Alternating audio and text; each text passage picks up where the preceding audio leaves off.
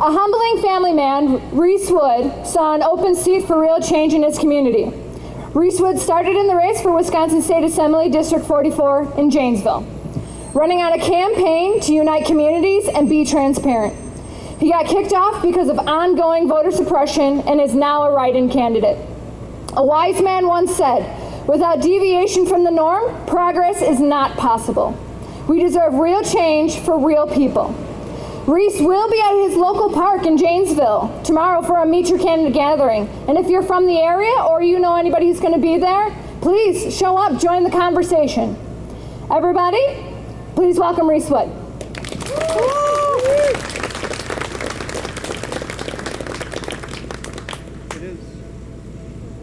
It's time for real change. Jo Jorgensen said this in her acceptance speech as a Libertarian presidential nominee, and I couldn't agree more.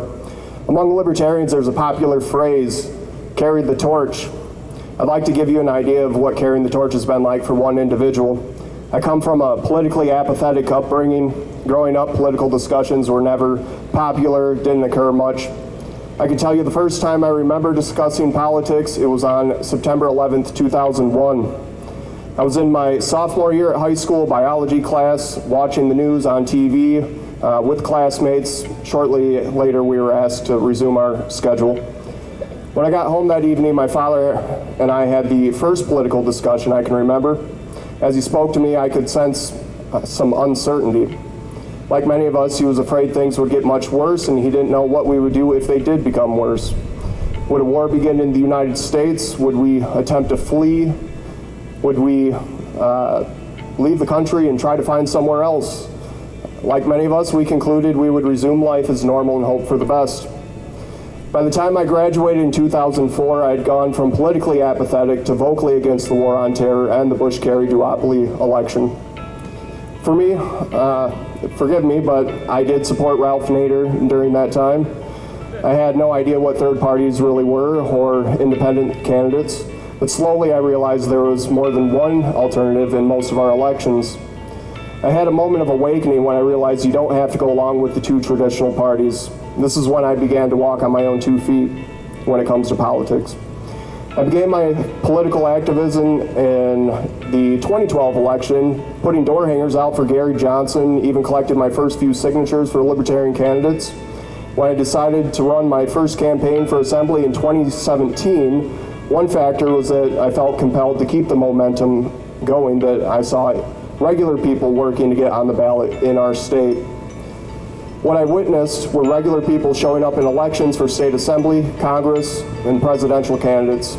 These were not the most wealthy or well-connected types. I kept saying I wanted to keep the ball rolling because I saw something changing in our elections worth pushing forward. The phrase, carry the torch, was still unfamiliar with me, but looking back, that's exactly what I was aiming for. In October 2017, I announced my candidacy for Wisconsin State Assembly, and in the general election of 2018, Wisconsin saw what I think was a significant number of independent candidates for governor, all the way to down ballot candidates.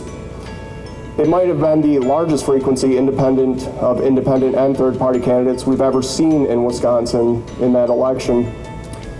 We are changing the political environment in Wisconsin, not just libertarians, individual people. As more individuals decide to run for office, we become closer to being able to solve real issues that real people face.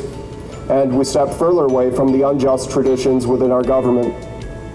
I announced my second run for state assembly in April this year, feeling it was unlikely we would see a continuation of the progress that we witnessed in 2018. I knew the stay-at-home orders would make it difficult to collect signatures, but I was not willing to sit on the sidelines and watch the elections in my area go to the most established candidates. This year, 16 independents made the ballot in our state, and also 16 were denied access. The only 2 Green candidates that declared were also denied. 1 independent Libertarian declared but did not submit signatures. Our campaign was the only Libertarian to be approved for ballot access. On June 1st, we submitted 229 signatures. With 209 approved by the Election Commission, our campaign was set to be on the ballot in a race against a Republican and Democrat in an open seat election.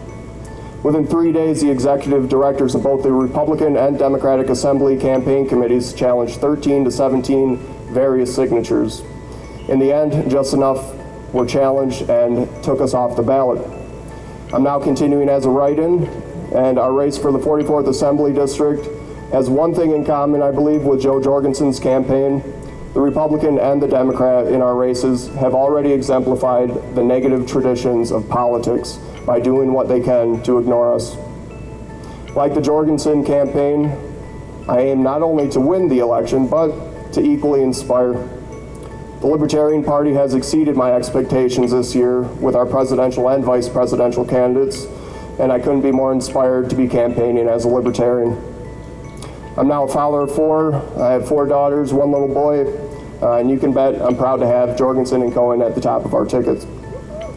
Our party, if the torch I carry wasn't burning bright enough before tonight and before getting to speak here, it will be burning brighter when I leave. Thank you all. Vote gold.